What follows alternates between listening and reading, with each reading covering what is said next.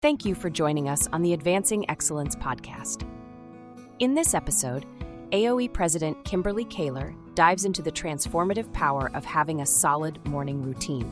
From boosting productivity to enhancing mental clarity, Kimberly discusses the benefits of morning habits and shares practical tips to create a routine that works for you. Let's listen now. Welcome to the Advancing Excellence podcast. I am Kimberly Kayler, President of Advancing Organizational Excellence, otherwise known as AOE, and I'm excited to talk to you today about the topic of morning routines. So, morning routines is something that I've seen everywhere in the last couple of weeks. If you open up YouTube, if you type anything into Google, chances are you will be followed around with suggestions related to morning routine. And I wanted to chat a little bit about it only because we're still in that new year. Maybe it's a time of still intention setting or new goals. Maybe you designed what your new morning routine would be. And I did share early on this year the new routine that I adopted. And the one big change was actually not looking at my email until I had done something that had some sort of mindfulness, some sort of meditation, and then some sort of movement. And I've been able to stick through with that, and it actually is a lot better instead of feeding my brain immediately with emails and to-do lists to actually take that 45 minutes or so and basically level set the day. Let my brain ease into the space with a little bit more intention. But how does that all apply with regard to your morning routine and what may be interesting to you? I had a long drive home from the airport last night and I listened to Cal Newport's discussion related to morning routine, his podcast. And in all full disclosure, I'm a total Cal Newport junkie, love his books. His books related to email actually really changed my organization. And we're still working through when we fall into bad habits, looking back with regard to should something really be an email? Should it be a meeting? Do you need the email at all, etc. But I digress. He had a really great podcast last night just talking about morning routines, what they look like, keys to success. And as you can well imagine, it's all over the place. He shared about, somebody that's a former Navy SEAL maybe gets at it and does something hard and something very aggressive from a physical standpoint right off the bat. So setting the tone that you can do hard things.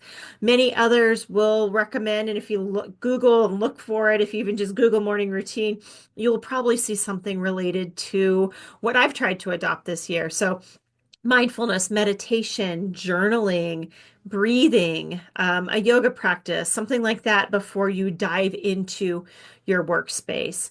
Cal himself says he doesn't look at his email until 8:30 until he gets back at his desk. So what does that mean for you? I would love to hear some feedback on it, but I wanted to talk about how that may apply to you if you travel for work. So this week, I actually had to be in Vegas Sunday through Thursday for a show. And one of the things that I try to be very deliberate about is sticking to my morning routine. And that also required me to stick to an evening routine. So let me share what that looks like. So obviously I had pulled in a lot of different directions. Our industry's largest trade show had a lot of places to be, a lot of clients to meet with, a lot of receptions to go to, a lot of activity during the day, and then sometimes 3 or 4 different receptions or activities in the evening as well.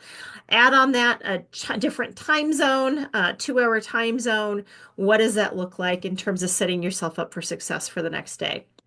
So I went into the week with very deliberate action with the goal of still meeting the needs and making sure that I showed up in a really authentic way for our clients, for my team, for those that we needed to interact with, those we needed to network with, but also doing it in a way that I was very mindful about taking care of myself so that I could be good the next day as well. We all know what it's like if you're dragged out to that super late dinner and then you have too many drinks and then the next morning comes super early and you're just always behind from there. You don't feel good. You're a little sluggish.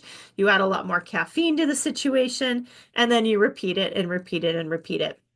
So wanted to share what I did this week. I was very deliberate about actually observing a very early bedtime. So that actually meant that in most cases, I was in bed in Vegas at 8 o'clock at night.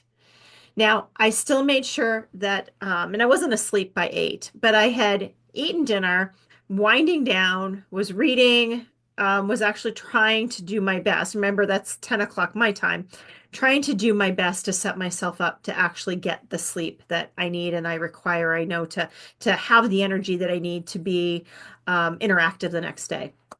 So I also then was very deliberate about what those evenings look like so I could set up that morning routine to look really well.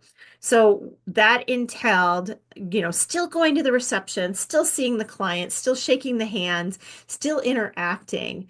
But I was often the first one to show up at a reception and make sure that I made the connections in meaningful ways, not just kind of showing up, sneaking out. And then coming back, in many cases, I didn't eat all the appetizers and all that food. I don't do well with, just a lot of snack food. Go back to the hotel. I'd eat a real dinner and then head to my room and actually try and be in bed at 8 o'clock or so. So that translated then for the next morning, based on the time change, I was up, at 4:30 or so anyway, which we all know happens even if you stay out late. For many of us, you still wake up at 4:30 in the morning, even though you're exhausted and maybe just crawled into bed at 12:30. I was up at 4:30, 5 o'clock in the morning. I was able to stick to my morning routine, my meditation, half an hour of yoga in the room, was able to level set myself before I went on to my activities, before I started my meetings, before I went to the show. And it was expected to be on and be an extrovert the whole day. So fast forward, here we are Friday. I am tired as I am any time that I am gone, for 5, 6 days on a business trip and a lot of interaction with so many people.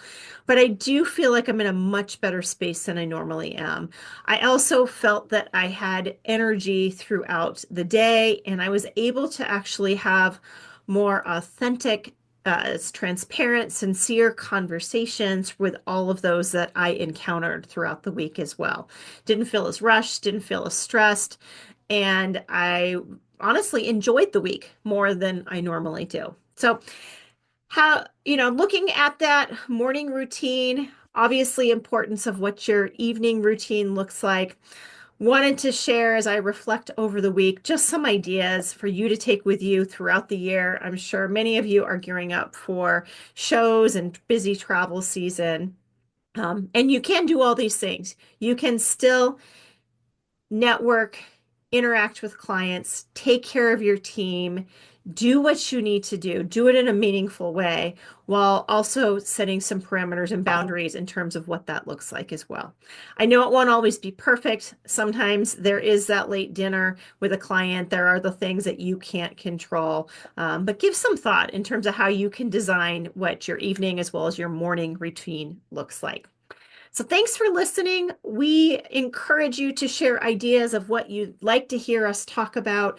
We are available to share what we are learning, what we are seeing with regards to leadership, organizational management, marketing, and other services that we provide. So visit our website at aoeteam.com. And until next time, thanks for listening to our podcast. Thank you so much for joining us. We hope this session provides value, and we hope you will join us for our next podcast.